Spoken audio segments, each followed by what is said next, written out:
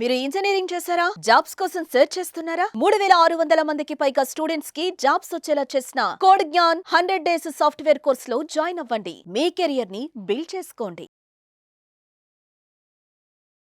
నమస్కారం సార్. నమస్తే అండి. సో 99% స్టూడెంట్స్ ఎవరైతే ఉన్నారో ప్లేస్మెంట్స్ రాక చాలామంది కూడా నెక్స్ట్ ఒక మంచి ఇన్స్టిట్యూషన్లో జాయిన్ అవ్వాలి అని అనుకుంటూ ఉంటారు.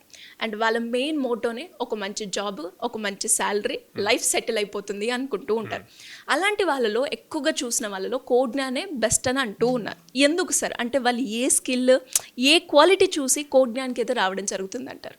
సో ఫస్ట్ కోడ్ జ్ఞాన్కి స్టూడెంట్స్ వచ్చినప్పుడు వాళ్ళు మల్టిపుల్ ఆప్షన్స్తో వస్తారండి. ఇప్పుడు ఇంజనీరింగ్లో మల్టిపుల్ బ్రాంచెస్ ఉన్నాయి. ఈసీ ఉంది, ట్రిపుల్ ఉంది, సిఎస్సి ఉంది. సిఎస్సిలో ఏఎంఎల్, డిఎస్ ఇట్లా మల్టిపుల్ సబ్ బ్రాంచెస్ వచ్చేసినాయి అనమాట. ఆ బ్రాంచెస్లో చదివి ఇప్పుడు ఈసీ, ట్రిపుల్ వాళ్ళు అయితే ఫిక్స్డ్గా నేను సాఫ్ట్వేర్ సైడ్ వెళ్ళిపోవాలి అని చెప్పి వస్తారు. సిఎస్సి వాళ్ళు అనుకోండి మల్టిపుల్ ఉంటాయి అనమాట. వాళ్ళు ఏదర్ ఏఎంఎల్ డేటా సైన్స్ చదివితే నేను డేటా సైన్స్ అవ్వాలి అని చెప్పి వస్తారు. సో ఇట్లా మల్టిపుల్ థింగ్స్తో డిఫరెంట్ ఆలోచనలతో వస్తారు. వచ్చినప్పుడు కోడ్ జ్ఞాన్లో ఫస్ట్ కౌన్సిలింగ్ జరుగుతుంది. ఓకే, ఎందుకంటే అందరికీ కూడా అవే జాబ్స్ రావు. ఇప్పుడు డేటా సైన్స్ ఉందండి, ఓపెన్గా మాట్లాడుకుంటే డేటా సైన్స్ బాగా బూమ్లో ఉంది ప్రెజెంట్. కానీ ఫ్రెషర్స్కి ఎంతమందికి జాబ్స్ ఉన్నాయి? జాబ్స్ దాకా అవసరంలా. ఒక ఫ్రెషర్కి ఎంత నాలెడ్జ్ ఉంది డేటా సైన్స్ రిలేటెడ్? కాలేజీలో డేటా సైన్స్ అనే టోటల్ సబ్జెక్ట్ని అర్థం అవటానికి థియరీ చెప్తారు. ఓకే, కానీ అది ప్రాక్టికల్గా ఇంప్లిమెంట్ చేయటం అన్నది నేర్పించడం చాలా తక్కువ. అన్ని కాలేజెస్లో లేదు.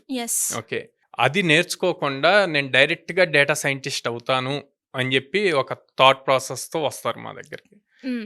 డేటా సైన్స్ అంటే ఎంతసేపటికి మ్యాక్సిమం నెంబర్ ఆఫ్ పేరెంట్స్ కానీ లేకపోతే స్టూడెంట్స్ కానీ అనుకునేది కోడింగ్ రాయటం కాదు, కోడింగ్ కాదు.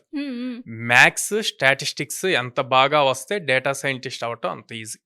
ఓకే, ఇక్కడ నేను చాలా మంది పేరెంట్స్ని అబ్జర్వ్ చేశాను కౌన్సిలింగ్ ఇచ్చేటప్పుడు. సార్ మా వాడు మ్యాథ్స్లో తోపు సార్ అంటారు.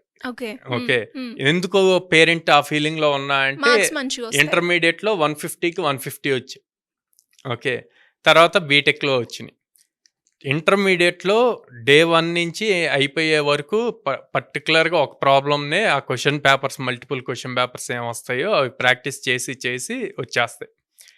ఇంజనీరింగ్లో కూడా అంతే, సేమ్ మోడల్ వస్తాయి. బట్ ఒక్కసారి ఈ సాఫ్ట్వేర్ జాబ్లోకి వెళ్ళాక, డేటా సైంటిస్ట్కి వెళ్ళాక అక్కడ రెగ్యులర్ రిపీట్ ప్రాబ్లమ్స్ రావు, కొత్త కొత్త ప్రాబ్లమ్స్ వస్తాయి. ఆ ప్రాబ్లమ్స్కి సొల్యూషన్స్ ఫైండ్ అవుట్ చేయాలి. ఆ సొల్యూషన్స్ ఫైండ్ అవుట్ చేయాలి అంటే ఈ మ్యాథ్స్ కానీ ప్రాబబిలిటీ స్టాటిస్టిక్స్లో కానీ బేసిక్స్ ఎంత స్ట్రాంగ్ ఉన్నావు అన్నది ఇంపార్టెంట్.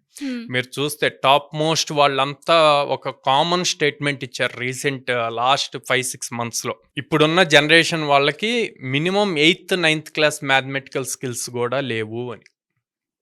నేను రీసెంట్గా చాలామంది సిఇఓస్తో మాట్లాడినప్పుడు టాప్ కంపెనీస్ వాళ్ళు కూడా అదే పాయింట్ అవుట్, సైరమ్ మీరు చేస్తుంది బెస్ట్ థింగ్, మంచిగా ట్రైనింగ్ ఇస్తున్నారు, కానీ వీటన్నిటికన్నా కూడా బేసిక్ మ్యాథమెటికల్ స్కిల్స్ ఉండట్లేదు, దాని మీద ఏదైనా ప్రోగ్రామ్ ఇనిషియేట్ చేయండి అని చెప్పి.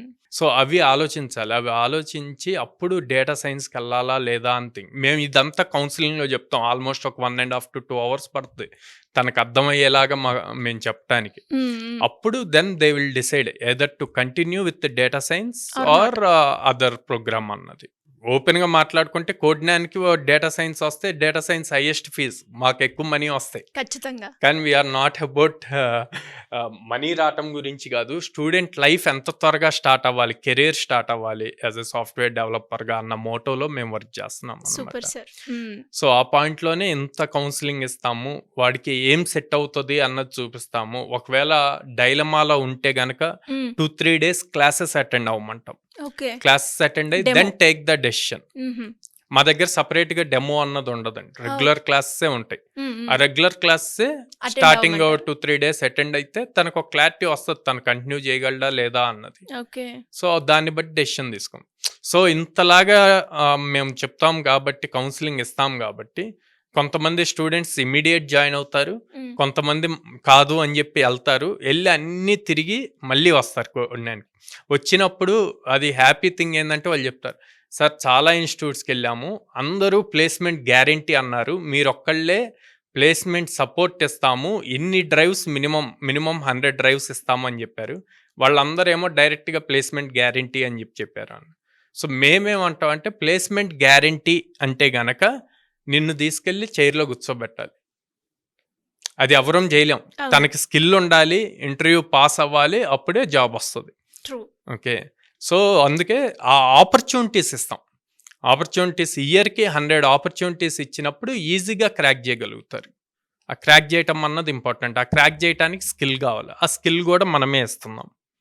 సో ఇంకేం కావాలి స్టూడెంట్కి? సో అందుకే కోడ్నాన్లో సక్సెస్ రేట్ ఎక్కువ.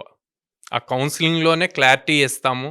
తర్వాత ఫ్రమ్ బేసిక్స్ ప్రోగ్రామ్ స్టార్ట్ అవుతుంది కాబట్టి ఈజీగా నేర్చుకోగలుగుతాడు, ఈజీగా జాబ్ క్రాక్ చేయగలుగుతాడు. సో వాళ్ళందరికీ కూడా అంటే ఒక స్టూడెంట్ వచ్చినప్పుడు ఇన్స్టిట్యూషన్లో జాయిన్ అయితే ఫీ వస్తుందా, లేదు అంటే జాబ్ గ్యారంటీ ఇస్తున్నామా అని కాకుండా ఒక స్టూడెంట్కి ఏ కెరియర్ అయితే బాగుంటుంది అని బిఫోర్గా మీరు అన్నట్టుగానే సార్ మ్యాథ్స్లో బేసిక్స్ లేనప్పుడు మనకి ఎలా అయితే ప్రాబబిలిటీ చేయడానికి ఎంత కష్టంగా ఉంటుందో ఇనిషియల్గా ఒక కెరియర్ స్టార్ట్ చేసేటప్పుడు దాని గురించి అవేర్నెస్ కావచ్చు, అది ఎలా వెళ్తే నాకు సూట్ అవుతుందా లేదా అన్నది కూడా ఒక స్టూడెంట్ తన కెరియర్ చూస్ చేసుకోవడానికి చాలా అవసరం.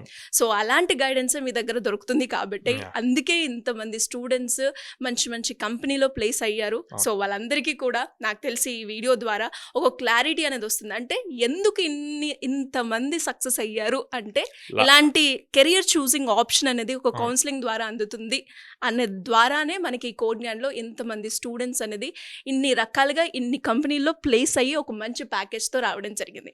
సో అలానే ఈ వీడియో చూసిన వాళ్ళు నాకు తెలిసి చాలామంది స్టూడెంట్స్ కదా అనిపిస్తూ ఉంటుంది, నాకు కూడా చాలా డౌట్స్ ఉన్నాయి, నాదేమో ఈసీ, నేనేమో సిఎస్సి, నాకు ఈ కంపెనీ వస్తుందా లేదంటే ఈ కోర్స్ నాకు సెట్ అవుతుందా? సో అలాంటి వాళ్ళకి ఎలాంటి డౌట్స్ ఉన్నా కోడ్న్యాన్లో ఒక కోర్స్ నేర్చుకోవాలి అనుకునేటప్పుడు మిమ్మల్ని అప్రోచ్ అవ్వాలి అంటే ఎలా ఉంటుంది సార్?